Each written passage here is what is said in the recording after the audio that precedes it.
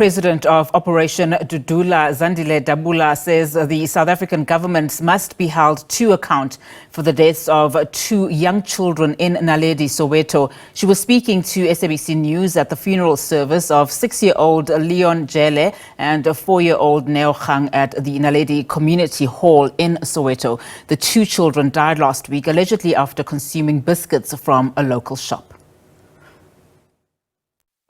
Funeral of the 2 children who died after consuming snacks they had allegedly purchased from a local tuck shop has now concluded, and what we've heard from the mourners who came to the funeral service here at the Naledi Community Hall is that what they had demanded from the mortuary in Diepkloof is that they refused to take the remains of the children until they had heard from the doctors and the pathologists who were there preparing a post-mortem report, which is not quite ready just yet. And they're saying that they found that there were remains of what is popularly known as aliperimi in the townships, but it's actually used as rat bait. Now we're joined by someone from Operation Dudula to speak to us about the findings and what has emerged right now. What do you make of the allegations that have emerged that they found rat poison in the stomachs, in the children's stomach? Mbali, it could be true because, you know, when we spoke to the grandmother during the course of the week, she had suspected that she suspects poison the way the child reacted.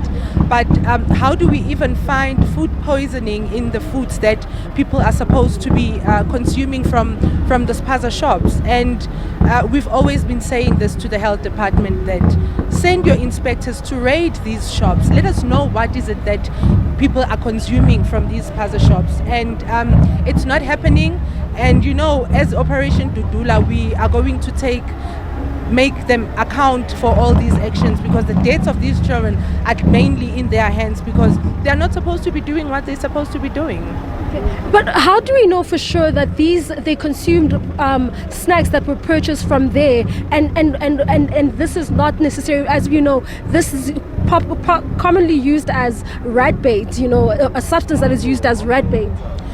So the fact that it did not just happen to 2 kids, it happened to 5 kids, and it's the similar incident that happened, and we cannot even say that it was just a rat poison that was only in that spaza shop. How is it possible that all these spaza shop has rat poisoning?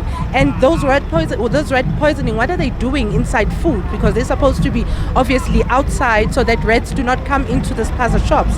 But the fact that it's inside the biscuits that the kids have consumed, then it means it's health hazard for our own consumption as people in the communities. But that's why we are saying that the government needs to take accountability. They need to send inspectors to raid these spaza shops. But most importantly is that these foreign nationals need to move out of our communities.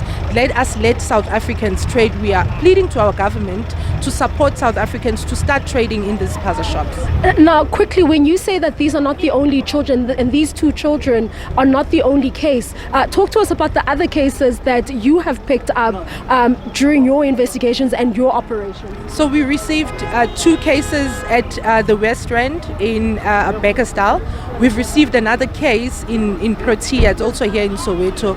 Same incident. The kids started vomiting. The kids started, you know, feeling otherwise, but they were taken to hospitals. But, you know, one of them couldn't make it to the hospital. But these are the same incidents, and the government needs to start looking deep into this because we can't be losing our kids like this.